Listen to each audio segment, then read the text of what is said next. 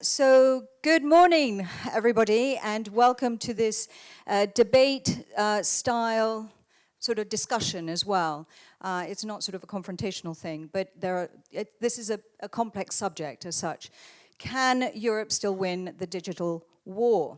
Now, before we turn to our speakers, and indeed to you, audience members, I just wanted to provide you with a little bit of sort of context here, which is if we're talking about a digital war, we're really talking about the notion of digital supremacy, something that will, I think, increasingly define the political and economic power structures of the world and the terms under which we all will live, work, communicate, treat diseases, make peace, keep peace, and indeed enter into conflict and win conflict and win it.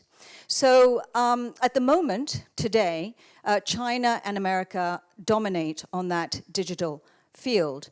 And Europe is really lagging behind. And so understandably, there's a huge amount of discussion to be had as to how Europe can rise and become a global digital leader itself.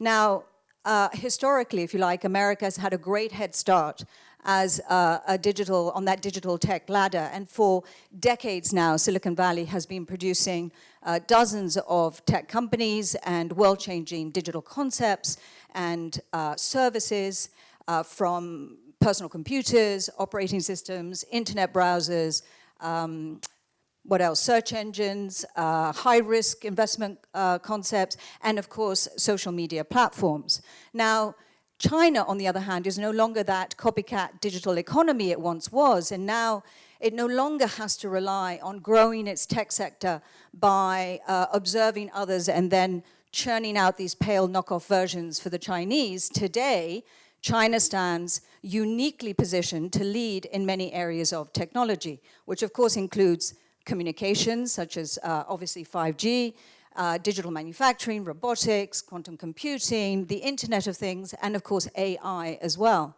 So where does that leave Europe? Will Europe become the sort of, if you like, the digital follower and importer, or will it see itself as just the technology regulator? Will it be seen as an insurgent leader, or perhaps a digital peer?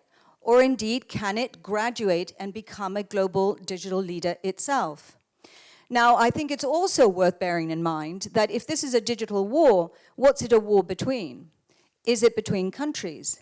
Is it an economic and security battle between a state-first China, a me-first America, and a what about the rights of the people Europe? Is it a war between different corporate business models, different cultures, or indeed different political systems? And if it's the latter, will tech companies be able to transcend geopolitics, or will they'll have no choice but to remain inside the camps of power politics?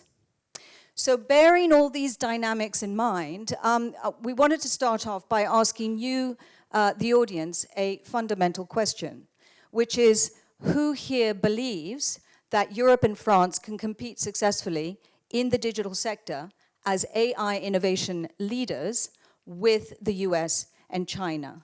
If you think they can, raise your hand. Well, that's interesting. That's why there's a debate, because I think it's probably half-half. So on that note, I'm going to turn and briefly introduce you to the speakers. I think the bulk of your bio is probably in the program somewhere. Next to me is Loesekrug-Pietri. He is the speaker for the Joint European Disruptive Initiative, which is also known as J.E.D.I. He's the chairman of and CEO of ACAPITAL, and he's the chairman of the Paulina Foundation, which I think focuses on environmental and education issues. And so next to Andre is Amy Pope. Thank you for skidding into the hall. She just made it off the train. And Amy was formerly the US Deputy Homeland Security Advisor to President Obama and his administration. And prior to that, she was in the US Justice Department and also as counsel in the US Senate. And today, Amy is a partner at the British law firm Schillings, and she's an associate fellow of the Americas program at the British think tank Chatham House. And next to Amy is Violaine Champetier. And Violaine is the CEO, founder and CEO of DigeeTrips, which is based in Tallinn, Estonia. And this provides digital, I think, services and innovation for today's leaders and organizations. And prior to that, she was a writer and editor for Nouvel Observateur, Édition Champetier, and François Ouest. So now you've seen, you haven't heard, but you've seen the view of the audience, which I think is pretty, I would say 50-50 at this point. So I want to turn the question to you guys. Andre, we'll start with you. What do you think? Can Europe and France compete successfully in that digital sector? Tell us yes, no, and just briefly your reasoning, and then we'll go to the next speaker, and then we'll dig a little bit deeper. So what do you think? First, I want to thank the organizers and commend the organizers for winning the diversity battle, because it's the first time I'm on a panel with 3 women and myself, so I love hard. it. So it's really the 21st century, so well done, bravo. Thank you, ladies. Thank you, Amy. Okay, and if I still have a little slice of a share of voice, bluntly, I think if we don't change the political systems, if we don't change our state of mind, it's a plain no. And you ask what would be Europe, it would not be a laggard, it would be just a lunch of the US, of China. That's what's happening. If we change our mindset and understand in France as well as in Europe that speed is probably the key success factor of the 21st century. Beyond, I mean, I hate to quote Mark Zuckerberg on that, but he has this famous sentence, do is better than perfect. And I think Europe and France and the French technocracy especially, I mean, I went through it a little bit, but in Europe, in Berlin, it's exactly the same, has not understood that. I mean, I was struck, just an anecdote, this battle that we see unfolding under our eyes between China and the US. I mean, War 2.0 is a technology war, very clearly. The Chinese responded with this menace on rare earth that was last Wednesday, and this Tuesday there was this counter plan of the U.S. administration. So in just 4 days there was a national strategy, probably prepared, that was crafted. I would love to have our Bercy, our Élysée, our EU Commission reacting in 4 days. It took us 2 years for the migrant crisis, I remind you that. And the second thing is we need to stop to fantasize on building the next Google, the next SpaceX, the next Tesla. The French, the Germans, and the Europeans are going to build for €2 billion, starting in 2025, a factory for lithium-ion batteries that will be starting in 2025. This is nuts. It's going to be 1/3 as big as the mega factory in Nevada, I think. So it's going to be low scale. We need to do the next big thing. We need to, and this is the opportunity. So I'm a fundamental optimistic, is I think we can win this if we just think disruptive. I mean, that's the theme of today. If we invent the next big thing, and the talent is here. And just to finish on that note, I just want to remind you that in the AI division of Facebook in Menlo Park and in Montreal, there are 120 people, 130.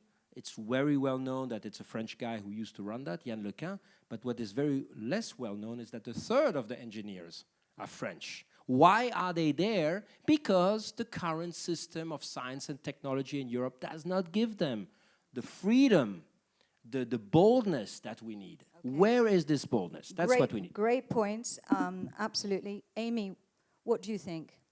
Perhaps predictably, because I'm the American sitting up here, I'm actually fairly pessimistic about whether Europe can actually compete with the United States and China. And there are a couple of reasons why. Obviously, just in terms of pure investment in technology, Europe is so far behind the United States and China in a couple of different ways, both in terms of investing in kind of the startup, incubating ideas, but also in terms of investment in scaling up and getting things to market. So I think that's a major, major difference. And without very significant changes in venture capital investments in this market, it's just not going to happen. But also, I think it's a bit of a mindset here. It's there are many things that I personally love about Europe, and I moved here from the United States. But what drives innovation in the United States is not something that I see in Europe in a day-to-day capacity. This sort of entrepreneurial, we're going to do it no matter the cost, regulations be damned, traditional ways of doing business be damned, we're going to go and forge ahead. And that is key, I think, to innovation in the United States. It is a move away from traditional ways of doing business and a move toward disruption, entrepreneurial activities, innovation. And we'll investigate that a little bit further, because there are obviously issues involved with that can-do, yes. Break first. We're now living in a much more literate society, and so we understand what the repercussions and the sort of dual use of technology can lead to. But great point. Violaine. I will say we must win. Maybe not on the technological field, but Europe is kind of a basis of the Western world, and we have values and human values. And it's important that Europe stands and that Europe has the cohesion language and a speech about what we want to do with technology and where is human and what are we going to do with our society when everything can be decided by machines. Yeah, sorry to interrupt.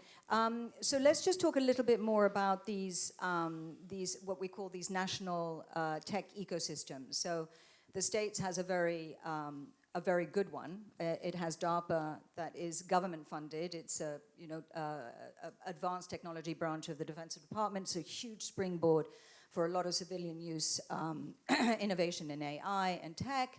And it's got half the world's global share of venture capital, which also gets injected into universities, which then become their own incubators for funding startups. China obviously has the ambition of an autocratic leader of a $13 trillion economy, driving 1.3 billion people to become a tech supremacist. And also, it's got the fastest growing venture capital share in the world. I think it bounced from 5 to 27% between 2013 and 16, and that's the fastest growing of any economy. Now, Europe has 25% of all AI startups, which is in keeping, it's in line with its size as a global economy, but it has only 10% of digital unicorns, those companies that reach that market cap of $1 billion. And it's very slow in sort of initial investment, in early startup investment. So turning to you, Andre, you've alluded to it. What should Europe's tech ecosystem look like? And where are those deep pockets of venture capitalists and B rounds? Are they all in the States, as you kind of alluded to? If I may disagree a little bit with what Amy said, there's always this question about the valley of death, which is, by the way, said by people who have no understanding. Some people think it's at the early stage, then it's the scale-up phase, and people talk about.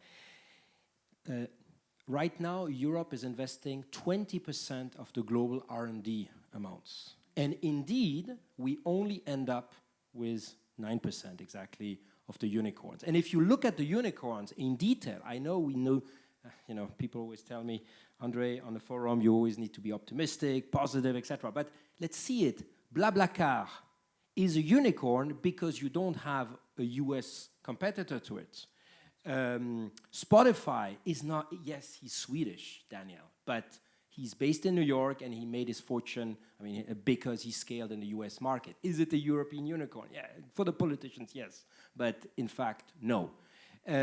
So what we are, it's not a lack of money. You talked about DARPA, and J.E.D.I is exactly that. We want to emulate this agency for disruptive innovation, and we are going to succeed in that. DARPA invested 50 billion euro since 60 years. They just celebrated their 60th anniversary. The European Commission alone invested 190 billion euro since 35 years. Have we leading positions in 5G? Have we leading positions in semiconductors? Have we leading positions in quantum? Have we leading position in batteries? So it's really more a question of methodology. Is when you ask what is the assessment report of this 119 billion, it does not exist. And we have this debate after election, otherwise I would have not said it. But I think it's a missed opportunity during these elections to really do an assessment of Europe. Just saying you are for or against is, I think, a wrong thing. Is we need to fundamentally change the way. How come? And the second thing I disagree is on the values. We were the first one in Europe to understand that climate change and environment, which was talked in this nice movie of MoHo, is an important thing. But then it was Al Gore who did a fantastic advertising and marketing of it. And it's the Chinese who have today 98% of the panel productions. And we are going to see the same happening in batteries. So, and we will see the same with GDPR. So is this because we just don't have that incubator environment, that enabling environment? First, we are focusing on values as an end. I think the values, like privacy with GDPR, should be our differentiator.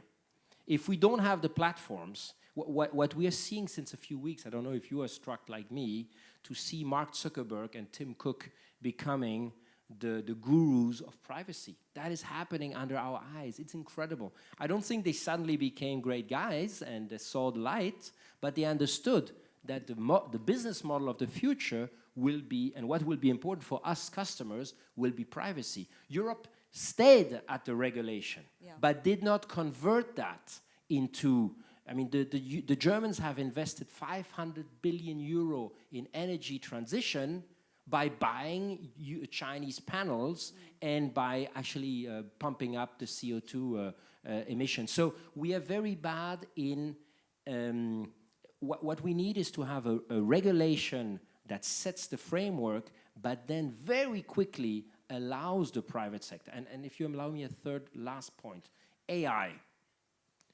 We have a French strategy. We have a German strategy. Right. Since 2 months, we have a Belgian strategy. How ridiculous this is. And then the same politicians who do this, they talk about the single digital market. If you have single regulations, you will have single markets. And for something like AI, which you all know today is all about scale, so it's not Trump, it's not China. It's us who are digging ourselves a hole. But so, Amy, address the issue of scale. So, obviously, America's loose regulation and China's sort of data trawling through single-use digital devices both have given both sectors enormous data and, importantly, depth of data, which is really key for that AI innovation. Now, we're entering a whole different phase of tech. How do you see, as an American, how do you see Europe successfully scaling? It has a huge market, but it's stuck. Well, the market is fragmented, right? So that's a major issue, and unless we overcome that, it's to this point, everybody has a different plan, everybody has a different strategy. There's no way to succeed globally in that kind of model. But I do wonder whether we're asking the right question. What does it mean to succeed here? And what I think Europe has done very well is recognize the real dangers to privacy, to security, to a whole range of issues, and has put some guardrails in place that will force the rest of the market to accommodate it. Europe, by especially building the GDPR, is creating a model that everybody else will need to adapt to. And so but is that model based on, I mean, we all welcome it, but we know that it has its limitations in terms of stifling innovation. It will in fact limit innovation. I think that's right. Is it a question, if it's stifling innovation as we know now, is it a question of politicians being a lot more literate on what tech companies actually do and can achieve, and tech companies being a lot more literate on the nature of geopolitics? Yes and no, but if I'm in a tech company, I want to go as far as I can possibly go before I'm sort of reined in by governments and the public. And the problem with governments trying to regulate here is that they're always kind of 10 steps behind. I mean, I'll tell you from my years of working in the US government, I think we're still on Microsoft 2008 or something, right? You know, it's just, it does not innovate at the same pace. But there are some principles that can be put into place. There are some limitations on size. There are ways to hold the tech companies accountable that we're not doing now. So that So do you think that, for example, standards that Europe is very much aiming for, I think it just set out its new guidelines recently, do you think it's possible to push those out as global guidelines? It's a little bit like I see business in the United States, right? So the US is a federation, we have national law, federal law, and we have state law. And if you look at something like environmental standards, California has much stricter standards than Iowa, for example. But companies are forced to build toward California standards because they can't have 50 different models that they push out. But also right? because it's more profitable as well. Whereas, when we talk about digital guidelines, they might not be as profitable. And so therefore, there might be reluctance to take them up. But even look at GDPR. You have U.S. entities being forced to contend with GDPR because their markets are now here, right? The nature of the world is global, and so in some ways, having Europe set the standard forces compliance. Can I ask you, because I want all three to answer this, and this is it key to ask ourselves this and to make a decision, but how should Europe decide whether China/Huawei represent a threat to the security of its own and US allied communications networks? How important is it at this juncture to decide whether it should or not? I'm really desperately trying to find some positive notes here, but you keep pushing me. I mean, I don't want to blame too much on the politicians, but I remember that during the 3G situation, there was a lot of assessment that we tried to get too much from the operators, auctioning too high. We bleeded the operators, and then they obviously went to the low-cost providers, and Huawei is, at least at acquisition size, 30-40% lower cost than the Ericssons and the Nokias. I don't buy the fact that Ericsson and Nokia is falling behind as far as the technology roadmap is. Look at what's happening. The Germans, and I'm half German, so I try to be objective, they're redoing the same complete mistake. We are right now, I mean, these days at the 400th round of auctioning.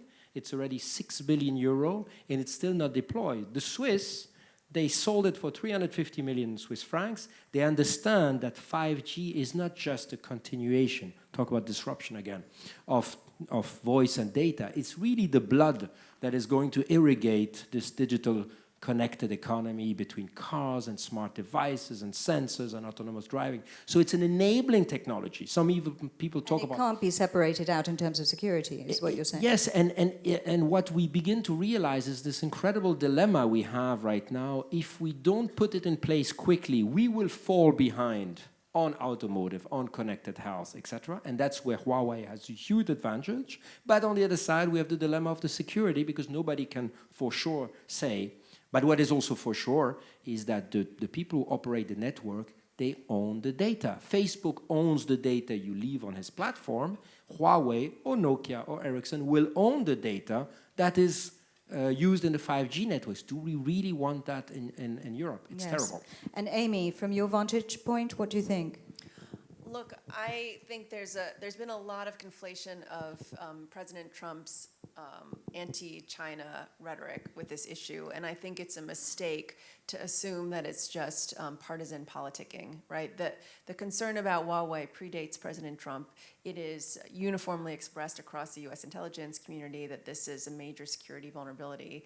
I spent much of my work in the White House dealing with situations where the innovation outpaced the security. If you look at something like drones, right, there was a big push to get drones out to market, but without any real way to mitigate a security risk posed by a drone, right? So we're in a situation where you could have very serious, you could have armed drones over the US Capitol with very few ways of getting it down. I mean, not to be hyperbolic, that's actually the situation. So I feel like we push forward with something like Huawei at our peril. I mean, I understand the push for innovation, but I do think it's very hard to unwind it at the end. So does Europe make a kind of concerted decision, if it's possible, to invest its infrastructure, its high-tech infrastructure, to Ericsson, for example, and Nokia? There's a lot of, I have big hopes in the new commission, because it is, again, in our hands. How come we have 4 operators in the US who have the means to also pay a little bit more for critical infrastructure? We have 35 operators and 120 MVNOs, that means virtual operators. So we have a fragmentation like crazy. So if we don't put our competition law again, and coming back on the politicians, I'm just struck how much there's a discourse about creating European champions, and at the same time, you have a government, my government, who just screwed up the opportunity to build a champion in automotive, just unfolded this week. I mean, this contradiction, in a normal company, people should get fired. We still see the same faces since 20 years in French politics. Talking about fragmentation, I want to turn to Violaine, because you know, we do live in this project of different countries, and so different European countries have, you know, varying kind of weaknesses and strengths in tech. And so I think there was a recent McKinsey report, and it placed top of the index on ICT connectedness was Ireland, top of human capital was Finland, the UK was top on innovation, Estonia is huge on innovation, and particularly on public policy technology. Talk to us about, if we're going to try and defragment, or at least liaise at some level of connectivity, talk about the example, which I thought was interesting, because you do a lot of work in Estonia, and that the example of Estonia and Finland coming together on certain sort of tech innovation there. So Estonia is a very interesting example for Europe, because it's kind of a trailblazer, and it's a state platform, and it has been a state platform since 20 years. So it's building a kind of 21st century state with values, and it's citizen-centric, and people own their data. So that's very important. And now they have an infrastructure, IT infrastructure, which is called X-Road. And with this, it's kind of a blockchain, because everything is decentralized. And all the ministries or state agency, they just connect it with each other without disturbing the citizen. So by law in Estonia, the state hasn't got the right to ask you twice in your life the same information. So I don't know how much time you spend just filling forms with your birth date since you were born, but you can see how it's built. And now this model has been implemented in Finland. So now we have in Europe 2 countries and 2 states who are able to just interoperable, and exchange data about health. If you're in Estonian, you go to Finland. You have a card in Estonia, and this card does everything. It's your driving license. You can vote. You can do anything with it. Your ID. And you go to Finland, and you go to see your doctor, and it will go on the Estonian health system directly. And it's the same if you work in Finland. You won't have to fill up a special form for your taxes.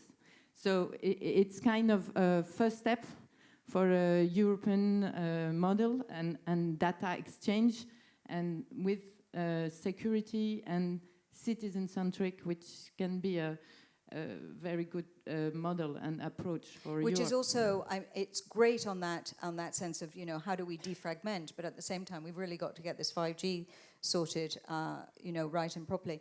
We're going to have a sort of second part to the debate a little bit about how does Europe galvanize its advantages and maybe exploit them, if because it does have them. Does anyone have any questions before we move on? Anyone agree or disagree with what's been discussed here? I can't see anything. Gentleman here. Thank you. And Lionel Arre, BCG, thanks a lot for, it's a super interesting discussion. I'm wondering though, whether it's very important the way we formulate the question, because do we have 300 million or even 1 billion inhabitants speaking the same language and living in mostly the same regulation? No. Are we going to change that in the next 10 years? Unlikely. Do we have a federal government in Europe? No. Are we going to change that? I don't know, but it will take time. So our answer has to be different.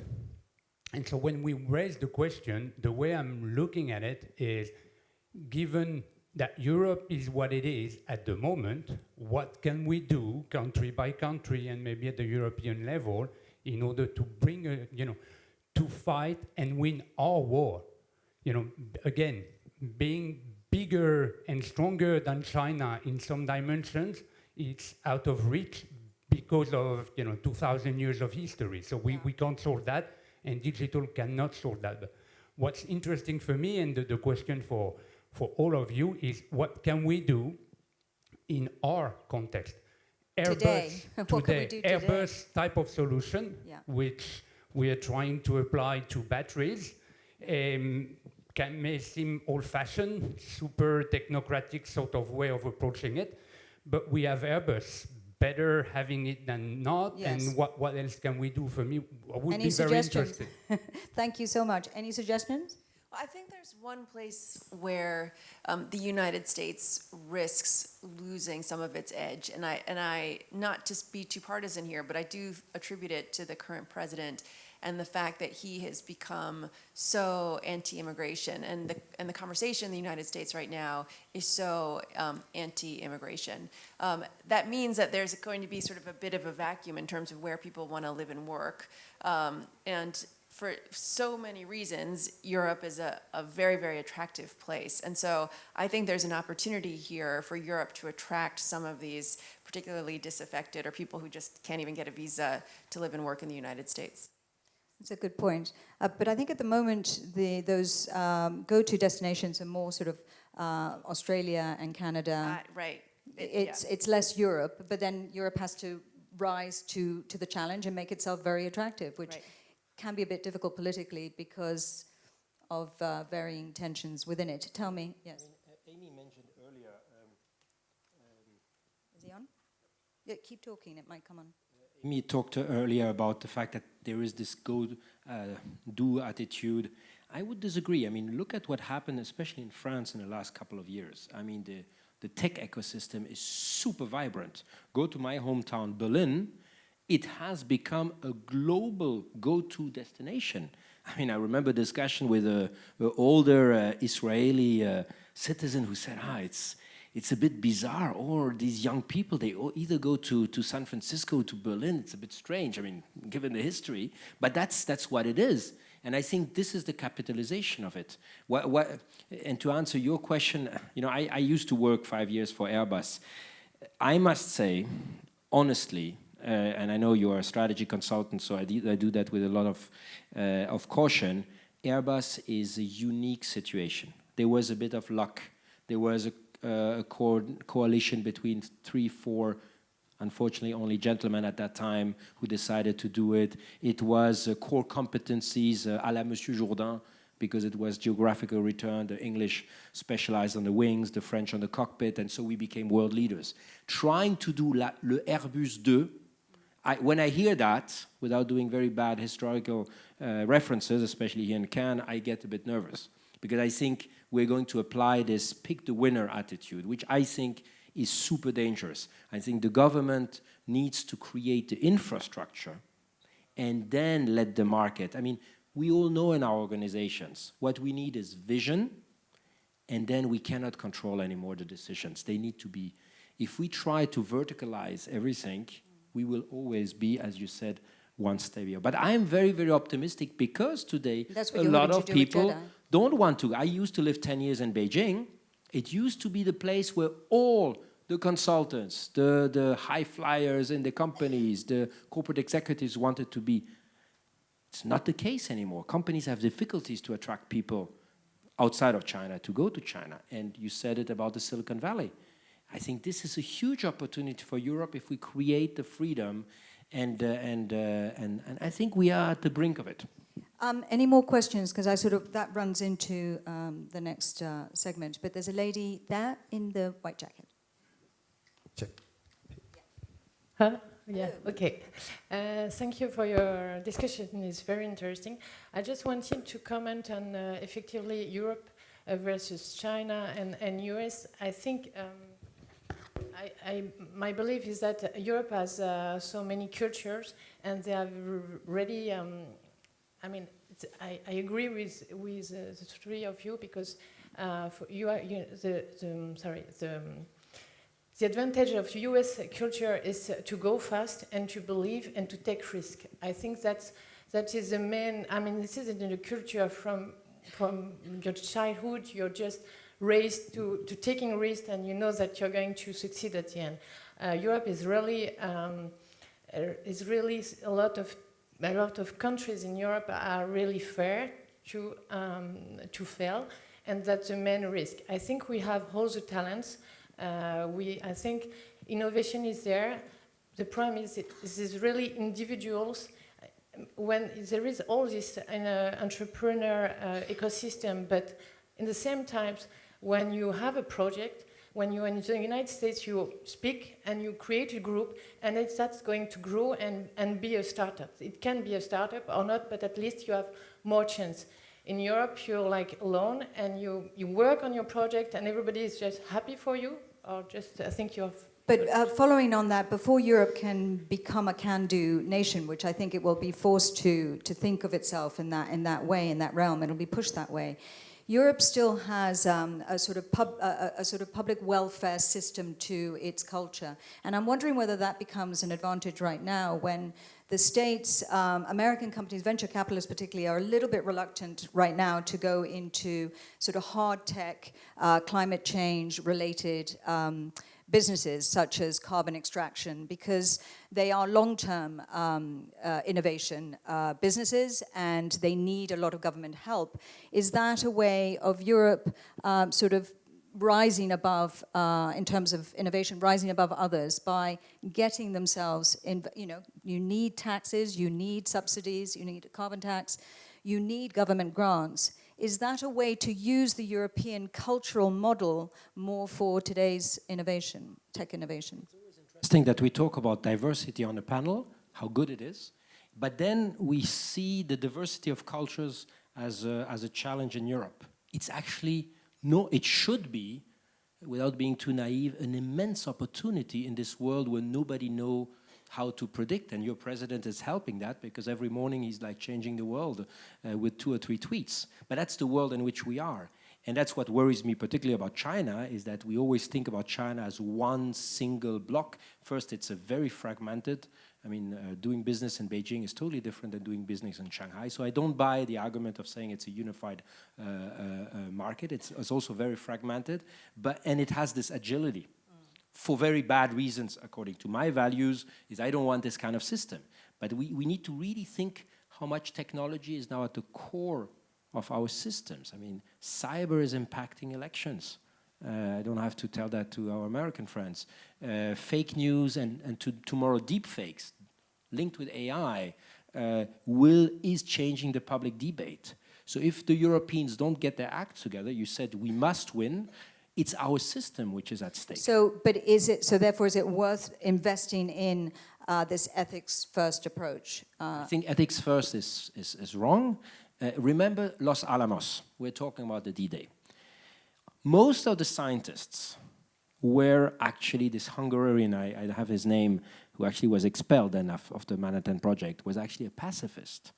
But, and the other example in history is this book by Brecht of Galilei.